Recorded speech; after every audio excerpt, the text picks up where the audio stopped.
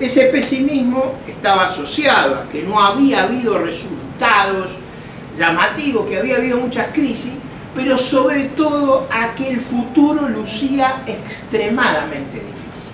Extremadamente difícil. ¿Por qué? Porque la década del 90 se pone muy complicada cuando viene la crisis asiática, se derrumban los precios de las commodities. Habíamos tenido hasta esa época circunstancias no perfectas, pero razonablemente tolerables. Se nos produce la crisis de las commodities, se nos derrumba el precio de las commodities, se nos derrumba al año siguiente el acceso a los mercados de capitales, producto de la crisis de la commodity que Rosendo Fraga alguna vez me dijo: si no hubiera bajado el precio del petróleo no se hubiera caído el muro de Berlín.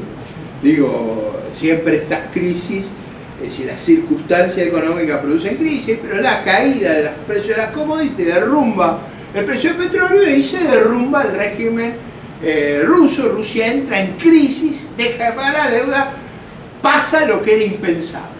Alguien de nuevo vuelve a dejar de pagar. ¿Qué hace cuando usted ve que alguno no paga? Empieza a revisar a los otros. Y ahí nos empezaron a medir a nosotros y empezaron a ver que, digamos, todas nuestras circunstancias no eran tan fáciles. Entonces, ¿qué venía? Venía una situación hacia adelante extremadamente complicada. Extremadamente complicada, porque teníamos la crisis de las commodities, el cierre de los mercados de capital, y algunos países que por sus características habían adoptado ciertas estrategias, sufrían una crisis de confianza extrema. Y viene la devaluación brasileña. Todo el área entra en crisis, por eso todo el área sufre una dramática crisis de confianza, de dificultades, hasta las economías mejor organizadas como Chile. O sea, todas sufren, algunas soportan esa crisis y reencauzan el crecimiento, y otras colapsan en el proceso. Colapsan de distintas maneras. Colapsan porque abandonan el régimen de política económica, abandonan el régimen institucional que organizaba la política económica, o porque simplemente colapsa el régimen político que organiza la economía y la sociedad. Colapsa el régimen de mediación política que se necesita para ser viable el trípode del Estado, la sociedad civil y el mercado. Es decir, eso funciona cuando hay un régimen político que lo hace funcionar. Si no está, no funciona. Para que esté ese régimen político, no alcanza con tratar de armarlo partido. Eso es una tarea inmensa, que yo conozco bien por la dificultad que tiene, pero no es la tarea más difícil. El problema es crear la cultura que hace que ese régimen es valioso, que los ciudadanos se sienten dueños, el ownership del Estado. Es decir, por ejemplo, el problema más grave que yo veo en la Argentina es que todos se sienten huéspedes, siempre es culpa de otro, le va a tocar a otro, otro va a hacer, va a proveer, va a hacer... No, es cierto. Si no hay participación ciudadana, el esquema ese es muy difícil de armar. Esa crisis produce, y acá viene lo que yo traté que fuera mi contribución esta noche, una característica distinta. No todos los países reaccionan igual. Algunos países entran en un paroxismo. Un paroxismo mirando el modelo equivocado. Usted se acuerda que las reformas mirábamos modelo excelente, en el paroxismo de los errores mirábamos un modelo disparatado como era el cubano. Y algunos países agarran para un camino disparatado. Ese caso es muy notable, el caso de Venezuela, las elecciones a fines del 98, y comienza un rumbo disparatado, pero que tiene un atributo a favor, que es que Chávez gana cuando el petróleo valía $9 y el petróleo llega a valer $150. Entonces le tocó el ascenso. Y si a usted le toca el ascenso, hasta, frase que usaba mi abuela, hasta la mona bien pintada parece linda, ese será el significado. Pero digo, ese proceso comienza y produce dos reacciones. En Latinoamérica se produce un gran divorcio.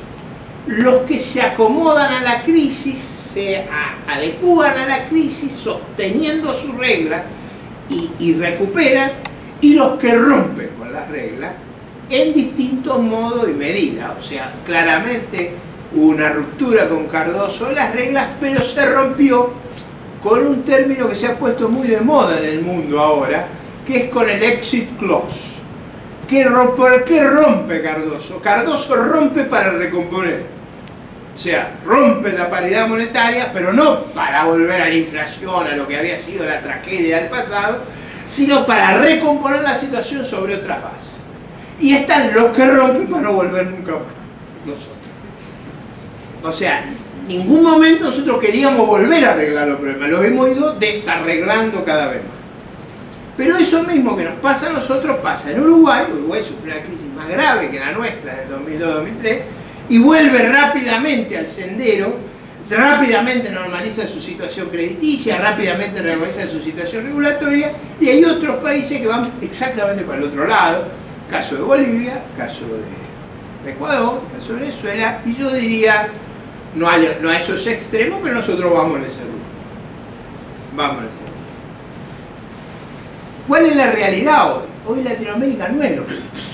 Los problemas ante las nuevas circunstancias complejas internacionalmente, hay países que están preparados de manera muy diferente. O sea, ¿cuál es la capacidad de hacer políticas anticíclicas, de seguir absorbiendo, de pensar en una recuperación? Son muy distintos los casos de los países que tienen acceso al mundo de los países que están vedados. Y eso es lo que a mí me parece que constituye algo distinto del pasado.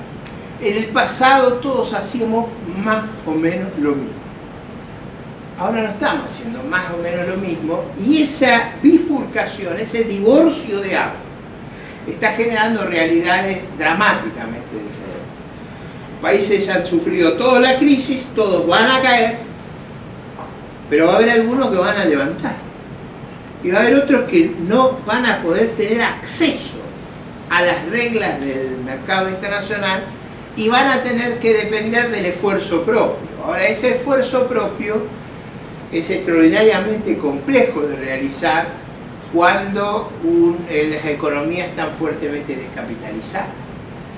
Y esa me parece a mí que es la tendencia clave de los países que van al extravío, que es consumirse sus recursos naturales. O sea, la clave, hoy el diputado Pinedo encontró una frase que a mí me encantó, hay un artículo excepcional hoy de Pinedo en La Nación que se llama Los depredadores. Lo que han hecho los países que han agarrado para el rumbo equivocado es depredar. ¿Depredar qué quiere decir? Usted se va a descapitalizar. Eso no se nota porque usted va viviendo de los recursos naturales, los va extrayendo y se los va consumiendo. Era lo que yo me peleaba siempre con Sovich. ¿Se acuerdan ustedes que yo decía, usted cuando saca los recursos no los puede gastar? Los recursos los saca para devolverle a la generación que viene el mismo patrimonio, lo que usted saca lo tiene que ahorrar. Lo que se puede gastar son los intereses de eso. ¿Está claro el punto? Si usted saca y se lo consume como si fuera renta, cuando se te acaban los recursos naturales, usted colapsa. Se llaman las sunset economies. O sea, cuando el sol se pone, se muere. Eso es fácil decirlo, porque cuando hay 1 millón de personas metidas ahí, como una digresión. Miren el caso de Neuquén ahora y el caso de Santa Cruz. Ahí la situación está siendo límite en ambos casos. Límite. Nosotros como país tenemos un problemón colosal, pero ahí tenemos dos situaciones límites.